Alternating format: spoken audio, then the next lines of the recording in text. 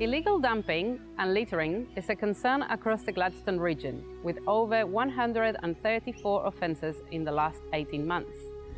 Our region is beautiful, but there are a few bad apples that ruin it for the rest of us, and they need to clean up their act. Commonly found items at illegal dumping sites across the region include car bodies and batteries, mattresses, tyres, white goods and furniture, and green waste. These items can be disposed of at any of the region's waste transfer stations, some of them even for free. Illegal dumping and littering pollutes our environment, harms plants and animals, and detracts from the enjoyment of our public spaces. It can lead to stormwater and ocean pollution, with large amounts of plastic, sugar sachets, and cigarette butts caught in stormwater traps and grates. It's cheaper for everyone to dispose of waste correctly. Illegal dumping and littering cost our ratepayers thousands of dollars each year in waste management and clean-up. It's also costly for our dumper, with penalties of up to $10,000. We can all work together to keep our region beautiful and dispose of waste responsibly by placing rubbish in the bins, or even holding onto the rubbish until you're near a suitable bin, and using our local waste facilities. Don't be part of the problem of pollution. We want you to be a part of the solution. From towns to the bush, illegal dumping and littering is everybody's responsibility. Protect our public spaces and natural environment by doing the right thing for today and tomorrow. If you see illegal dumping, Dob in a dumper. See it, report it, stop it.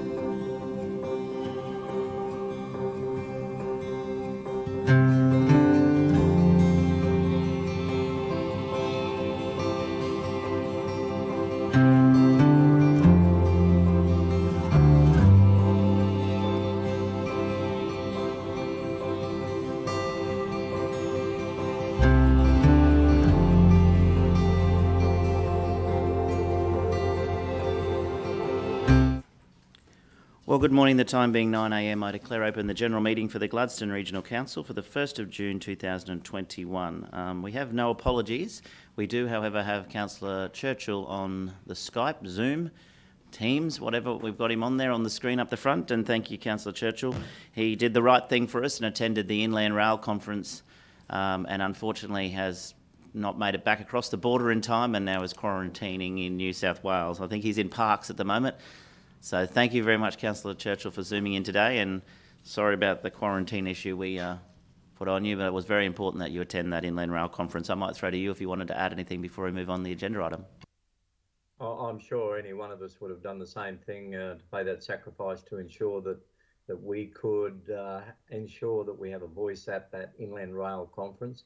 And our Economic Development Specialist, Gary Scanlon, also attended, and I believe he's self-isolating at the moment and doing the right thing, and the Mayor of Banana Shire, Nev Ferrier. But all in all, I think that's an agenda item for the very near future, and we know that you and the Deputy and everyone around the table and our community are strong advocates to get that inland rail through to Gladstone. We can talk about that later on, but thank you for the opportunity.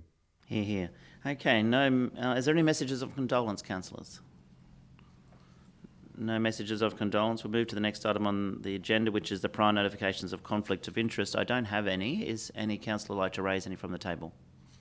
It is a very short agenda today, so no conflicts of interest to record. I'll move on to the next item on the agenda, which is a Mayor's statement on current issues. And obviously, firstly, I'd like to start with the hugely successful Santos GLNG Mayor's Charity Ball right here at the GECC on Saturday night. Wow, sold out event, sold out in 45 minutes, and 450 odd people at the entertainment centre had a fantastic night, raising funds for our four local beneficiaries: Nullandu Health Services, the Zonta Club of Gladstone, Mindcare Gladstone, and Rosebery Queensland. And I reckon we're going to come pretty close to 100 grand.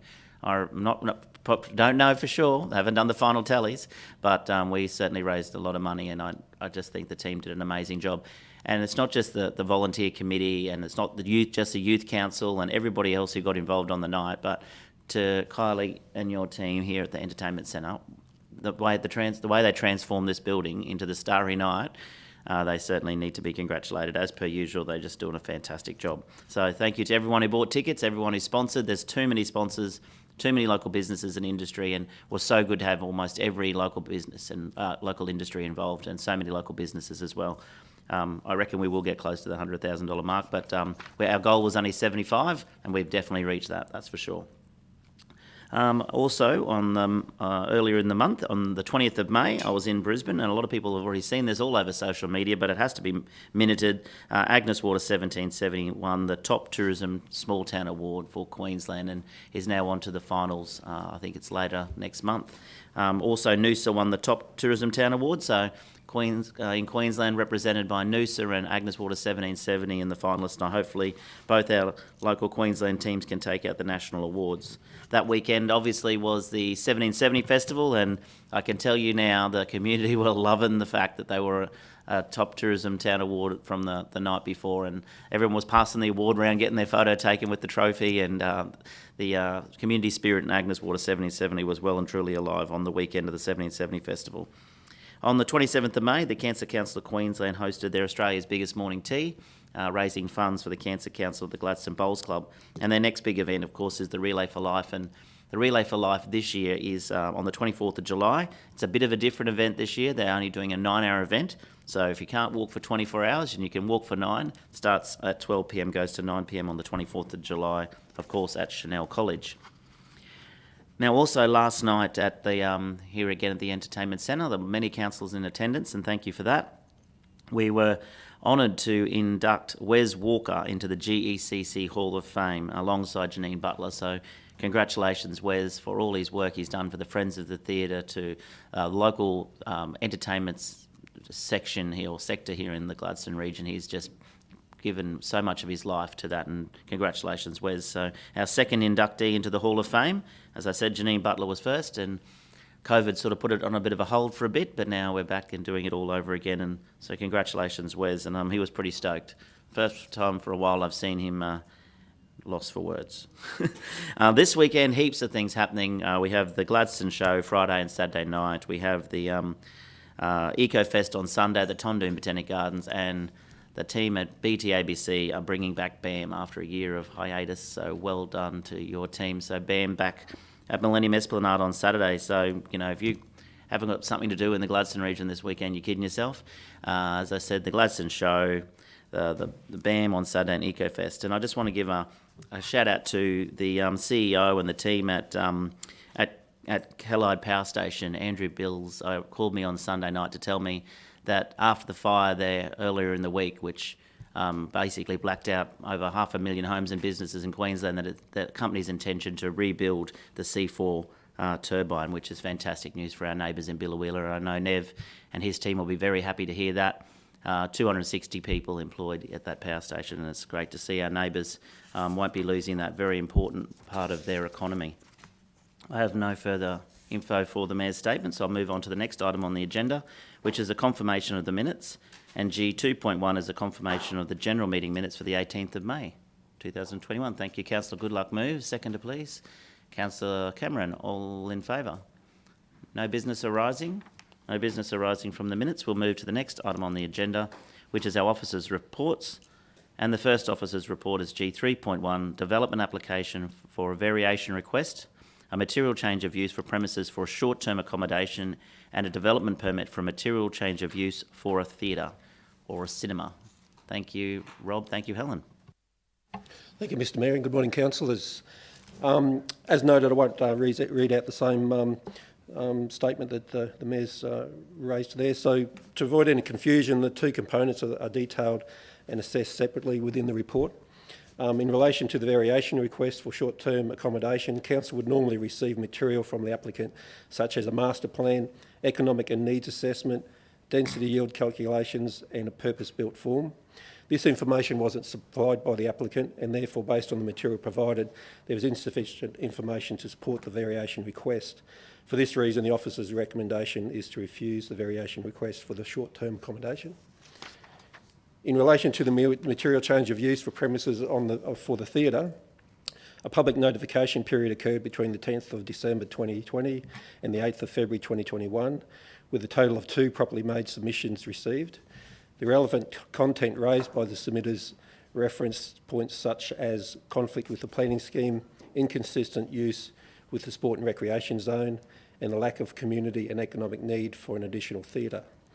The theatre application, however, has been recommended for approval subject to conditions on the basis that whilst conflicts exist, there are sufficient grounds to recommend approval for the development given its complementary nature to the existing sporting and recreation uses, and the benefits of the proposal outweigh the conflicts.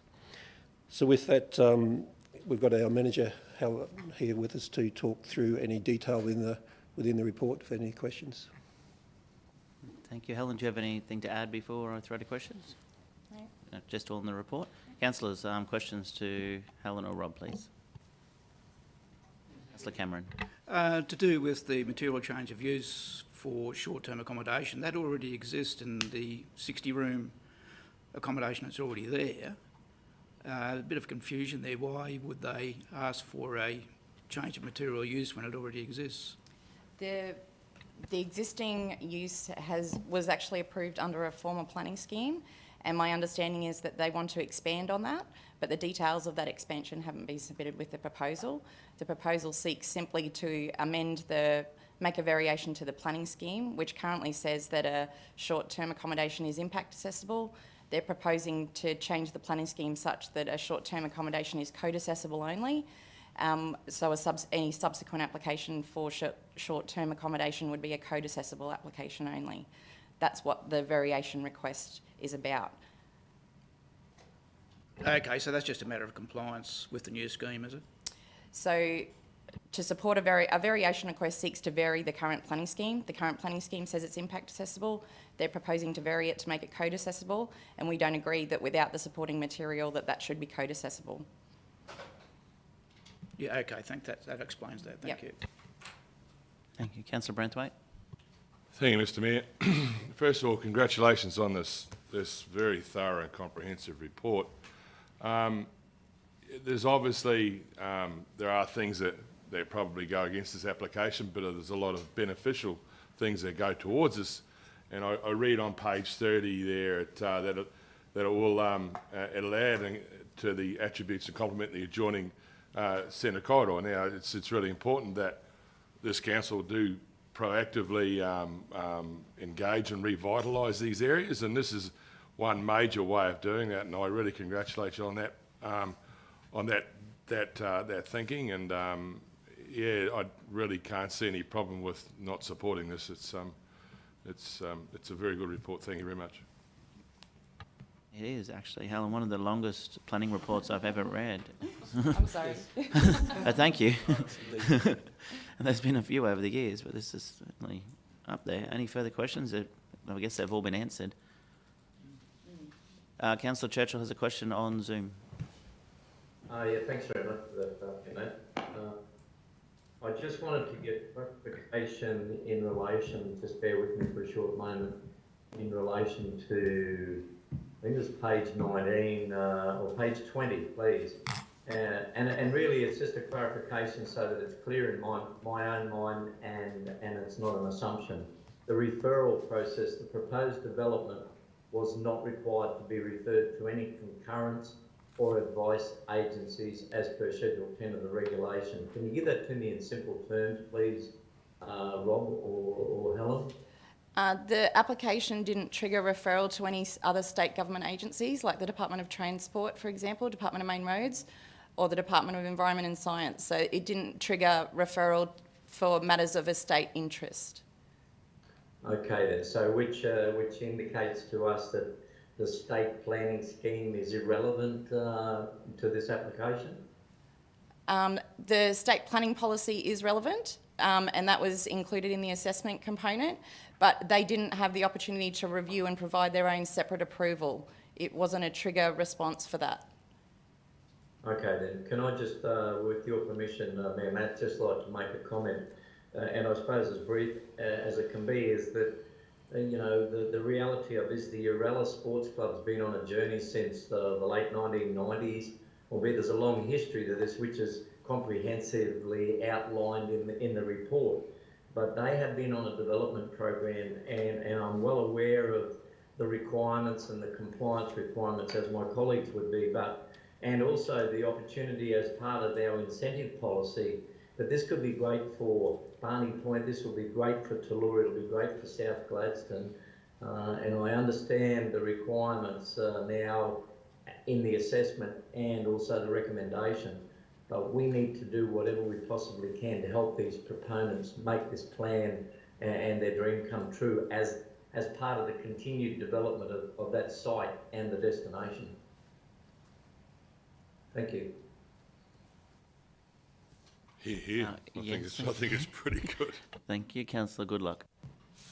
Thanks, Mr. Mayor.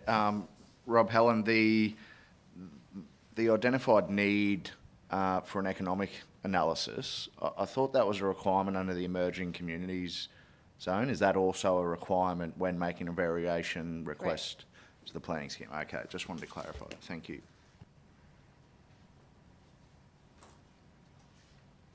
No further questions? I think the recommendation's on page 40. Let me track it down. Yeah. Okay. Well, the recommendation, there it is. Thank you. It's one to be refused and one to be approved. So there it is on the screen, that a variation request for material change of use for premises for a short-term accommodation be refused, and that the development permit for a material change of use for premises for a theatre, cinema, at 20 O'Connell Street, Barney Point, be approved, subject to the reasonable and relevant conditions, and they're all stated there in the report. Moved by Councillor Goodluck, seconded by Councillor Trevor. Is there any further questions, councillors? Thank you. I'll put them. So yes, Councillor Churchill. No, just a point of clarification in relation to the motion as it currently stands at the moment. Reference has been made to our incentive investment policy. When do we get to consider that? Does that come at a later time? Because reference has been made in the report, and I'd like to think that it's either one of two options. We're either going to consider that aspect of the investment policy, or we encourage the proponents at a later time. So I'm understanding, and I'm sure Councillor answered, what's the process in relation to that? Is that prompted by us as elected members now in compliance with the policy, or is it up to the proponent to make the application? Over to you, Helen. Yeah, Councillor Churchill, the development proposal actually complies with the incentive policy, the 3 trigger points. So on that respect, they are automatically available to get the 50% discount. So that would just be something that we can deal with in-house. Okay, thank you for that. I'm pleased to hear that. Very good news. Thank you. Something similar to what we did for the bowling alley? Is that the policy we're referring to? Same policy. That one required to come to council for consideration because it was outside the policy. That's right. Yep, fantastic. Good to see economic development in the region. I have a mover, Councillor Goodluck, a second, Councillor Trevor. No further questions. I'll put the motion. All in favour. The motion is carried unanimously. Thank you, councillors. Thank you, Helen. Thank you, Rob. The next item on the agenda is G3.2, which is our Community Development Strategy and Action Plan. And I'll hand over to the General Manager of Community Development and Events, Kylie Lee. Thank you, Kylie.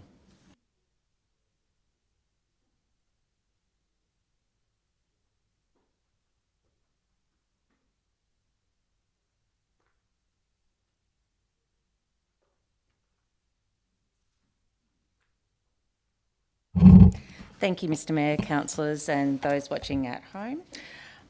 This is really exciting for us today to present to you the Community Development Strategy. It was a piece of work that was commissioned as part of Council's operational plan.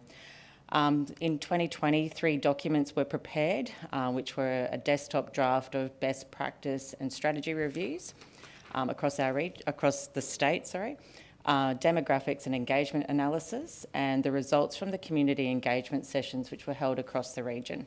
In addition to that engagement, a community reference group was formed who provided invaluable information about the development needs of our community across the region. And I'd just like to take an opportunity to thank those members for their valuable input and time. The Community Development Strategy and Action Plan provides Council with a framework to shift the emphasis from service delivery, essentially doing for the community, to convert that to working in partnership with the community, so doing with.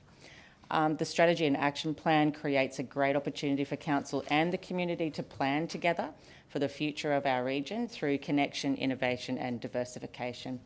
I'd now like to hand over to our Manager of Engagement and Partnerships, Lee Griffiths, who was fundamental in delivering this project for Council. So I'll hand over to talk a little bit more about the strategy.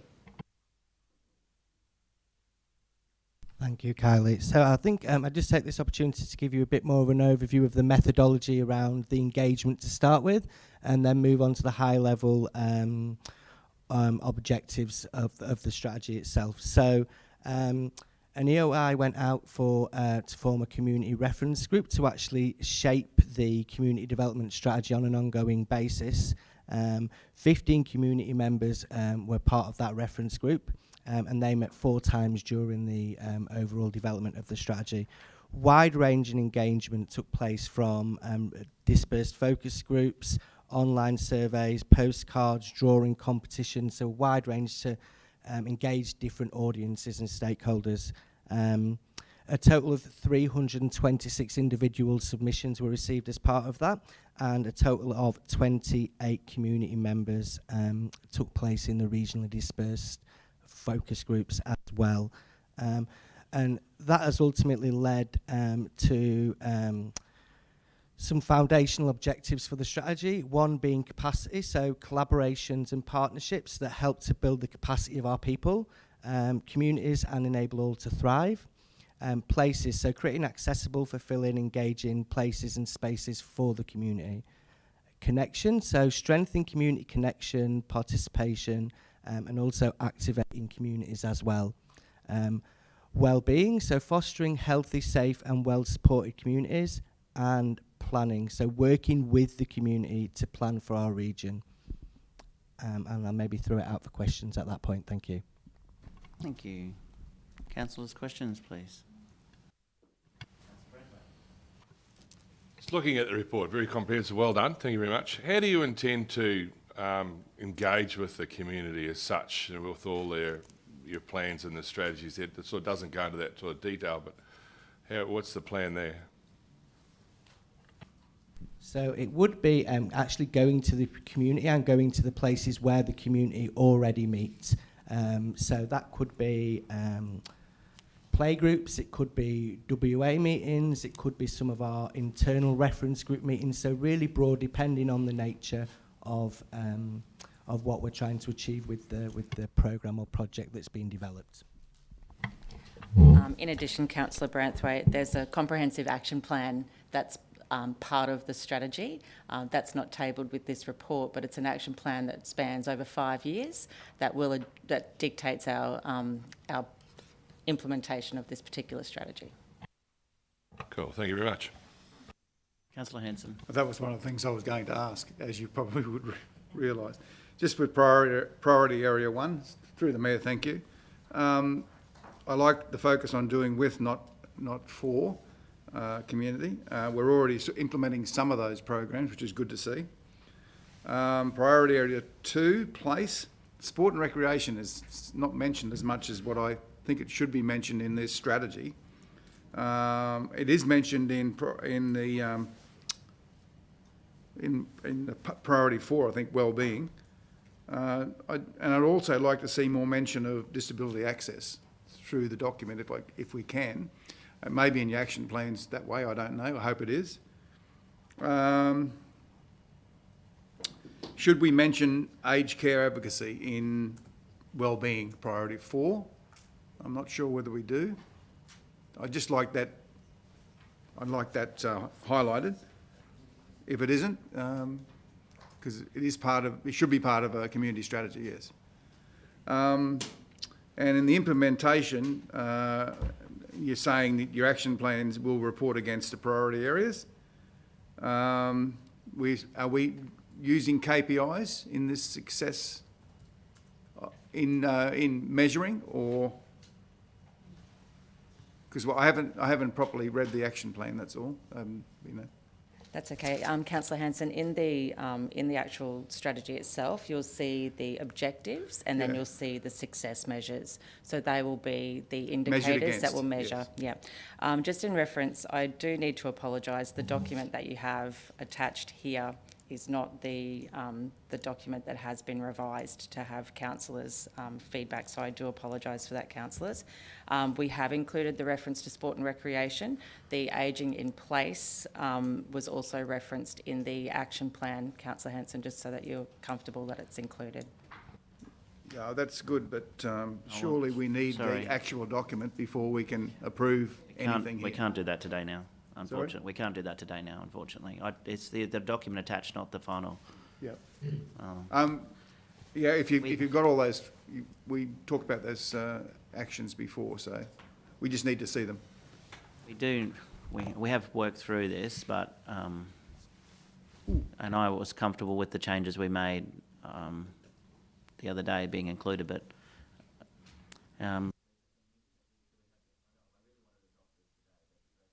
You're there, Mayor Matt. Thank you. Councillor Churchill, sorry. No, that's all right. I wanted to ask a question, but I wanted to make a comment, and I know I've raised this many times. I've raised it not many times. I raised it a long time ago. I'm apprehensive and/or reluctant to actually support or confirm a draft report. And I know we had this debate and discussion a long time ago, but my position hasn't changed. If it's still a draft and it's still a draft, I think we need to see the final document. If you're happy, councillors, we could adjourn the meeting for 10 minutes, get everyone a copy. There's not massive changes from the final document to what was originally drafted. So we can either that or we can defer this to next council meeting. I'm happy to be adjourned. Can I have a mover in that way, please? Councillor Goodluck has a question. Thanks, Mayor Matt. I'm happy to adjourn, and we'll get the final document with the changes. I did have some questions about that, but that makes sense. But I do just want to, further to Kylie's commentary, just take the opportunity to thank those community members. I think there was 300 plus submissions, and the 28 people that came out to the engagement sessions and actually worked to try and develop this document with us. And it's a great example of where people that do try and take that opportunity to engage can actually impact the way that council tries to make our decisions for the best interest of the community. I know there was a number of sessions that were cancelled due to the impacts of COVID, and that this document has taken probably a little bit longer than we would have liked to, but we've certainly tried to make sure that happens. But it is just important that we acknowledge those people that have given up their time to try and assist us in developing the strategic approach. And it's also great that we'll have this document. I suspect it'll be on our website. It'll be publicly available so that anyone that wants to know, and become involved and try and work out how we're trying to engage with the community and what our strategic approach is, they'll be able to look it up and see it in plain sight and work out how and where and when they might be able to get involved moving forward. So it'll be a good thing for our community. Thanks, Councillor Goodluck. What we might do is hold that, continue with the rest of the agenda. I know there's not much there to continue with, but we'll go through the rest of the reports, give it time to be printed, and councillors to have a read through the final reports. One will be emailed to you, Councillor Churchill. And no, we're going to deal with it today. Well, email it for those who don't want it. Councillor Trevor would like it printed, and I certainly would too. So what we do is we might just hold that over. Do I need a motion to hold that over? We'll just continue on with the agenda and we'll come back and then we'll adjourn when appropriate. Can I talk, Mr. Mayor? Many of these studies and processes have been done before under another name. I just wanted to thank those people that were involved over those years. There's reference to those documents here. It's not just the people that were involved in these. There are some frustrated people out there that work with a strategy, a community that work with a strategy, and doesn't seem to go anywhere. So I'm keen for this plan to be operational or to go into the operational phase. But we've got to thank those people that were involved, in the many, many years prior to this in implementing plans, because their feedback is also noted in. Those plans' feedback are also noted in the document. And I think that we should, I don't agree with you, Mr. Mayor, I think we should take this to the next meeting. It's not agreeing with me. I called for councillors whether they want to adjourn or not. So let's discuss that then. I'm happy for a motion to be put. Councillor Muscat, would you like to speak? Yeah, thank you. I just think that if we don't have the final document, 10 minutes is not enough time for me to just go through a document and then say, yeah, I want to support it. So. With all due respect, we've had the document for a long time and there's very minor amendments. I would never expect any councillor to have 10 minutes to read this full document. It's not appropriate, but I'm happy to hold over. I'm happy to do what the majority of councillors like to do. This is democracy. Kylie Lee. Mr. Mayor, if I could just could apologise to council. My technology actually was showing me the wrong version of the document. The document you have is the accurate, correct document reflecting your changes that you asked for in the information session. Thank you. I apologise. I knew there wasn't many changes that weren't there. They're there. Okay. Councillor Churchill online. We'll continue with this agenda item. Yeah, lovely. Thank you for that. That's good discussion. I wanted to ask one pertinent question, and perhaps this is drilling down a little bit in what you referred to there before, General Manager, as an action plan. But part of this really has been a process to strengthen and develop our community capacity, cultivate and foster opportunities for collaboration and connection. And it's the connecting part, and perhaps this might be to Lee, the manager. There's been a suggestion made through this process that we have a number of progress associations, we have a number of community development organisations, chambers of commerce, and the list goes on. Is there a possibility in some way in relation to the action plan that it can create an opportunity for those particular organisations who are spread right throughout our region, Rosedale to Raglan, the Reef to the Ranges, as we keep saying, in some way that they may be able to become part of the portal system on our website? This has been raised by the president, albeit the committee of the Turkey Beach Progress Association. I know it's been raised, be it from the Rosedale sector, and I believe also from Boyne Valley. How can they themselves, in their capacity, be able to communicate what's going on through their community plans and their development, and even their regular meetings and matters, because their minutes are made public for members and for the public viewing? Is there a possibility we could establish a portal, and is there a way that there could be a two-way street of interaction relevant to that collaboration, connection, and improving community communication? Over to you. Thanks, Councillor Churchill. We do have a customer service request in the system addressing this particular question, so I appreciate your question. The complexity of our platform that our website exists on at the moment won't allow for a community portal. My brand and communications team are looking at other ways that we can actually support the community to perhaps develop their own free websites or another form. The community directory does have some capacity to provide some information, but it's definitely not a website as such. Part of our work next financial year, is the asset-based community development, where we'll be looking for, we'll be working with communities to identify their strengths, but also to identify their challenges, and then implement programs of work that support that. So maybe part of that capacity planning, when we're doing that work, involves a communications type course that supports people on how to communicate with communities through digital mediums and other. Did you want to add anything, Lee?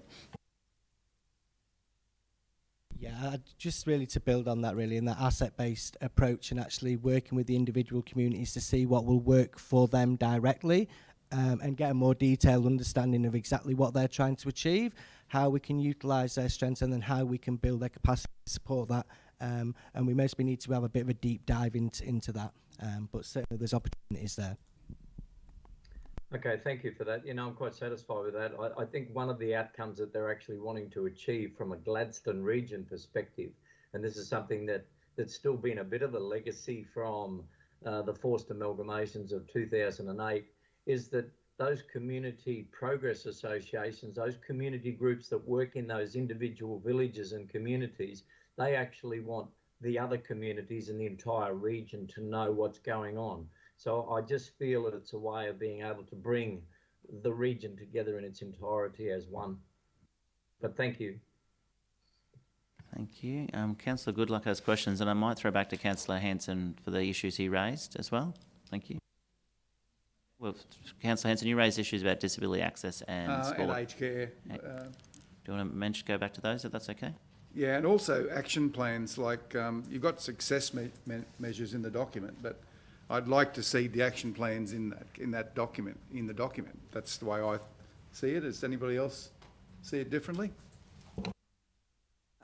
I think, if I may, Mr Mayor, I think this is a strategy document, high level. It's where we get the direction from council. The actual activities are more operational. We can certainly report back to you on our progress with those, and I guess we're reluctant to include 5 years worth of actions in a strategy, because then if something changes, we need to bring it back to get your approval. So it gives us flexibility to respond to the community as well, but certainly acknowledge and understand council's keen interest in our progress, so we can certainly bring back regular information to you. Very keen, well answered, thank you. Thank you. In regards to disability access, is there some way you would like to amend that, Councillor Hanson, or Lisa, you've got something? No, I was just seeking some more information. We have got an objective there about ensuring that infrastructure is safe and accessible, and also have a success measure there about percentage of social infrastructure that's DDA compliant. So, curious as to, is there something that we're missing there that you don't think's clear in the strategy that we could amend? I just think there should be more emphasis on it, that's all, rather than just tucked away in one sentence. That's the only reason I'm saying, because we don't put it. As I see it, we are complying with disability access rules on rebuilds and new offices, but there's still a lot of work to do in that space, and we should be putting more emphasis on it. If I can add to that, Councillor Hanson, it's definitely an emphasis in our planning processes, and you're right, for any of our future builds or refurbishments, we do refer to it, and I think having the percentage of DDA compliant facilities is a really good measure to be able to have in the strategy, to be able to ensure that we are providing accessible spaces for everybody. Okay, I'm happy with it there. If we've got actions behind it, that's fine. The other one was the the mention of aged care facilities, or aged, not facilities, aged care.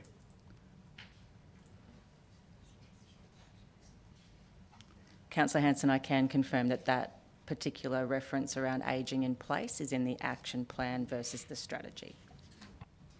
Yeah, it just needs to be, that's all. See it added into the strategy. Today's the day to do these amendments, if you like. Is there somewhere in there you'd like to add it? Kylie, if there was, while Councillor Hanson's thinking, if there was somewhere they could be included in the strategy, could you recommend a location? Under place, Mr Mayor. Do you have a page number? It's 24 pages. Page 14. I'm on that page. The priority area number 2. I thought it should be reproduced in priority 4, wellbeing as well. It can be referenced in both areas, Councillor Hanson. Place is more just providing the space for the community, and the aged sector planning for that would go into that places part. Thank you. Thank you, councillors. Are you happy with that? Anyone opposing that inclusion? No? Thank you. I think that's appropriate. Sorry, could I just clarify, Mr Mayor? So what are we proposing? Are we proposing an additional objective, a success measure, or commentary in the context? I'm not clear on how you would like that in the commentary. Thank you. Fantastic. Councillor Goodluck, questions? Thanks, Mr Mayor. I'm happy with that inclusion. I agree with Councillor Hanson. The next step is the implementation and you know, hopefully the success and outcomes of this strategy. The only thing that I thought was missing, and it was, I think from memory, a query that Councillor Churchill raised around the inclusion of the Eastern Islands. We have got reference to the coral lagoons there in the Southern Great Barrier Reef, and I thought there was a map. I can't recall if maybe I'm thinking of another document. I thought there was a map. It might have been another document, but I just suppose I'll just confirm with Councillor Churchill. That was the only thing that I thought might have been missing. Were you happy with that inclusion, Councillor? It does make mention, as I said, of the coral lagoons of the Southern Great Barrier Reef outside of, I'm happy if you are. Yeah, thanks, Councillor Khan.